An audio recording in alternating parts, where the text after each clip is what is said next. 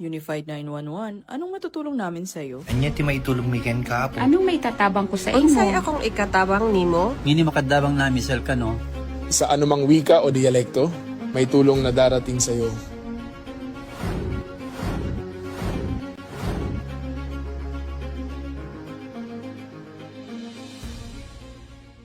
Lilingkod sa bawat Pilipino at magbibigay ng tamang impormasyon para sa tahimik at maayos na Pilipinas. Police News Network, alagad ng batas, tagapagtaguyod ng balitang pulis, sandigan ng mamamayan, patnubay ng katotohanan.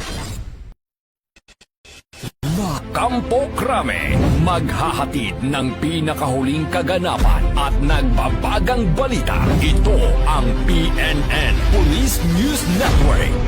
At ngayon, ang inyong mga tagapagbalita. Magandang araw, Bagong Pilipinas. Ako ang inyong alagad ng batas, tagataguyod ng Balitang Pulis. Patrolman Regan Robles mula sa PNP Aviation Security Group, maghahatid sa inyo ng tamang balita, kwento ng pulis at serbisyo para sa mamamayan. At ito ang PNP News Online. Ang pangunahing balita ng Police News Network, alagad ng batas, tagataguyod ng Balitang Pulis.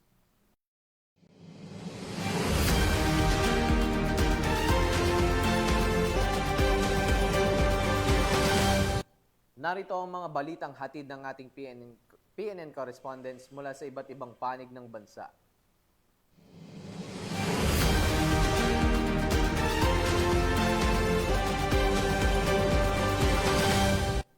Isinagawa ang isang press briefing at inspeksyon na pinangunahan ni SILG John Vic Remulla kasama si Chief PNP Police General Jose Melencio Nartates Jr.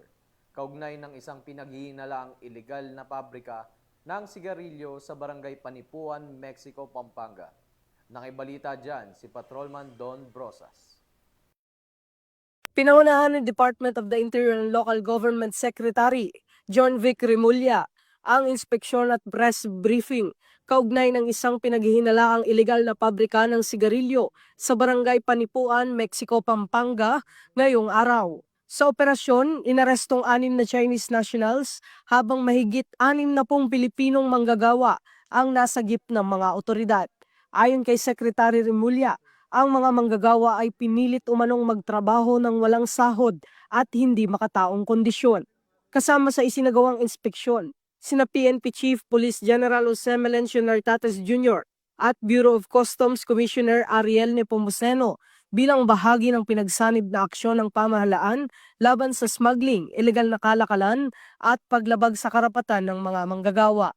Patuloy ang investigasyon ng mga otoridad upang matukoy ang lawak ng operasyon at papanugutin ang lahat ng sangkot sa nasabing ilegal na gawain. Ito ang bagong PNP para sa bagong Pilipinas, serbisyong mabilis, tapat at nararamdaman. Maraming salamat, Patrolman Brosas. Arestado ng mga otoridad ang Rank 3 Regional Most Wanted Person ng Police Regional Office 5 kaugnay ng kasong murder sa isinagawang operasyon sa lalawigan ng Masbate.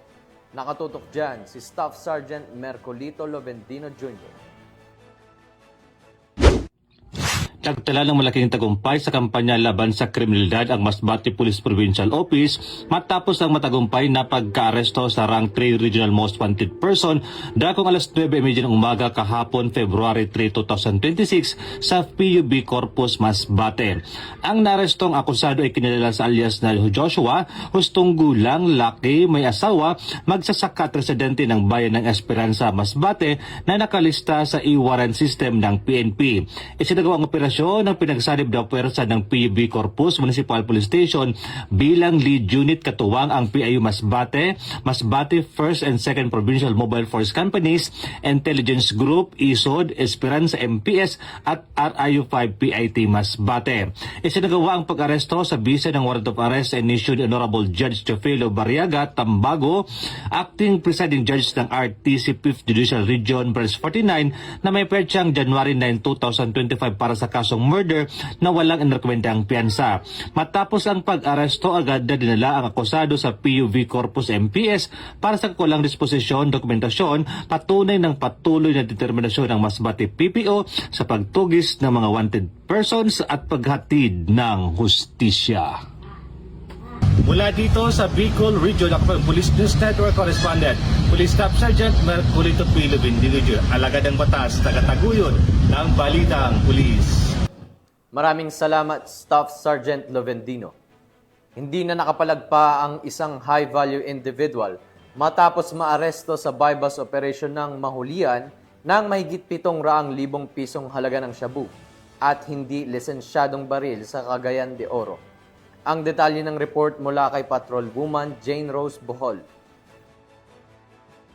Isang high-value individual matapos makumpiskahan ng halos 750,000 pisong halaga ng iligal na droga at isang baril sa ikinasang bypass operation. Arestado ang suspect na kilala sa alias na Igan matapos masamsama ng humigit kumulang 110 gramo ng hinihinalang shabu sa isinagawang bypass operation ng City Drug Enforcement Unit ng Cagayan de Oro City Police Office.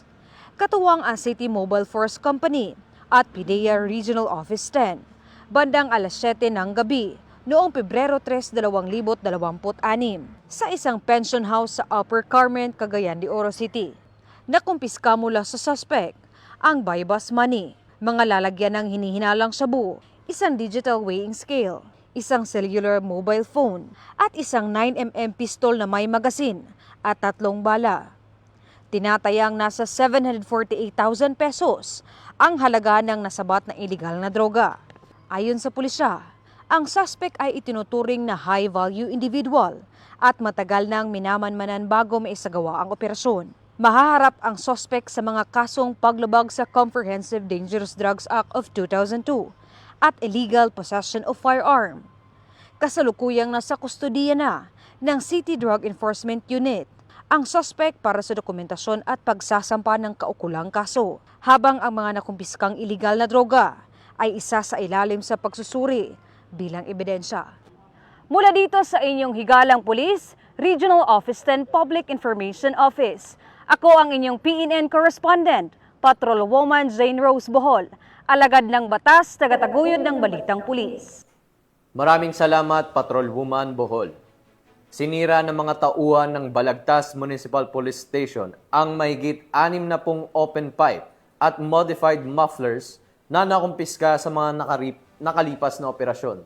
Isinagawa ang pagsira sa Balagtas Municipal Hall, Barangay Burol 1st, Balagtas, Bulacan.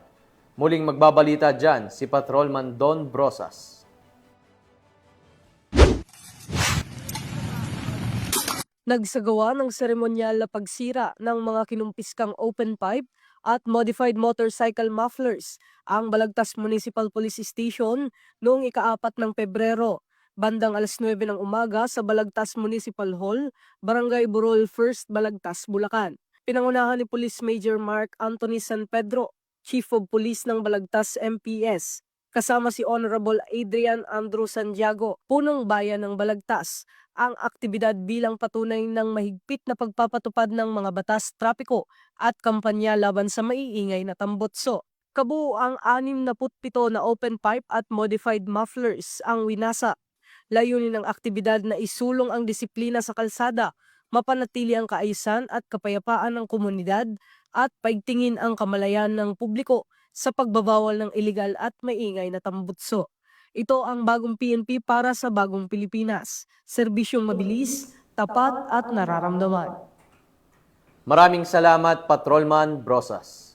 Nagsagawa ang Guimaras PNP ng lecture para sa kabataan at miyembro ng komunidad tungkol sa anti-bullying, mga lokal na ordinansa at pag-iwas sa krimen. Yan ang balitang hatid ni Patrol Woman Justin May Halores.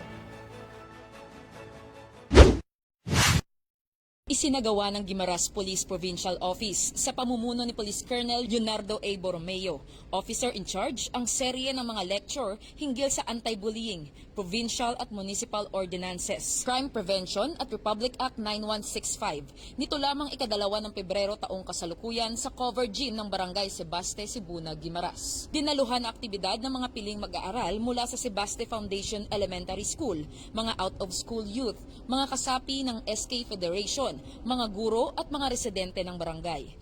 Umabot sa kabuuang 50 katao ang lumahok sa naturang aktibidad na naglalayong mapalawak ang kaalaman ng komunidad sa mga mahahalagang batas at isyong panlipunan. Tinalakay ni Police Lieutenant Colonel Mary Faith S. Superio ang paksa ukol sa anti-bullying na nakatuon sa karapatan at proteksyon ng mga kabataan. Samantala, ipinaliwanag ni Police Staff Sergeant Catherine Dislate ang mga umiiral na provincial at municipal ordinances pati na ang crime prevention awareness upang mapalakas ang partisipasyon ng mamamayan sa pagpapanatili ng kaayusan. Ibinahagi naman ni Police Executive Master Sergeant Marivic T. Hapitana ang mahahalagang probisyon ng Republic Act 9165 o ang Comprehensive Dangerous Drugs Act of 2002 na nagbibigay diin sa masamang epekto ng ilegal na droga at sa pananagutan ng bawat isa sa pagpuksa nito. Bilang bahagi rin ng aktibidad, namahagi ang mga tauhan ng Guimaras Police Provincial Office ng IEC materials at flyers tungkol sa minors on wheels at anti-bullying. Pinuri ng mga residente ang inisyatiba ng kapulisan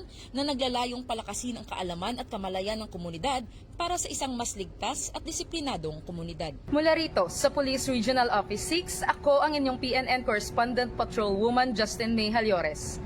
Alagad ng batas, tagataguyod ng balitang pulis.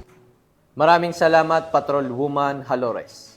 Matagumpay na isagawa ng PNP Maritime Group ang dalawang magkahiwalay na operasyon na naglalayong pangalagaan ang kalikasan at itigil ang ilegal na kalakalan ng wildlife. Ang kabuuan ng balita mula kay Patrolman Edwin Baris. Tinanover ng PNP Maritime Group ang isang mailong tigmakak na voluntaryong isinuko ng isang residente sa Municipal Environment and Natural Resources Office sa Danapigi, Isabela nitong ika-3 ng Pebrero taong 2026. Ang nasabing hayop ay kabilang sa endangered species alinsunod sa RA 9147 o Wildlife Resources Conservation and Protection Act. Sa kaparehong araw, bandang alas 2:14 ng hapon, nagsagawa ang Tacloban City Maritime Police Station ng isang entrapment operation sa Barangay 13 Wharf area ng Tacloban City kung saan naaresto ang isang suspect na nagbebenta ng parakeet ringneck na nagkakahalaga ng 23,000 pesos. Ang suspect at mga ebidensya ay dinala na sa otoridad para sa dokumentasyon at kaukulang pagsampa ng kaso. Ito ang bagong PNP para sa bagong Pilipinas. Serbisyong mabilis, tapat at nararamdaman.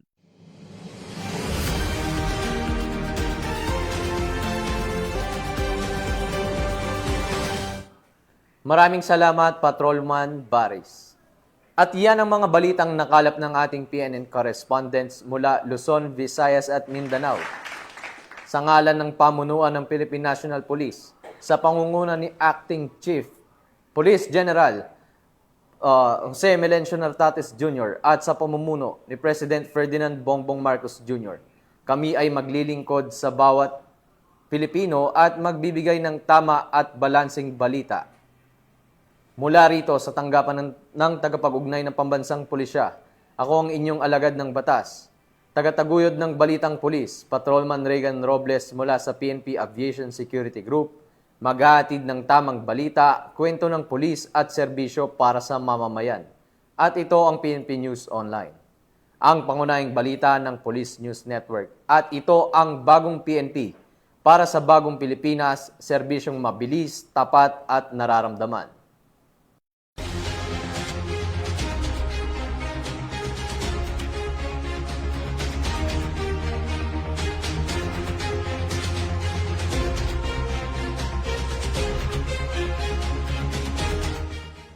Police News Network, alagad ng batas, tagapagtaguyod ng balitang pulis.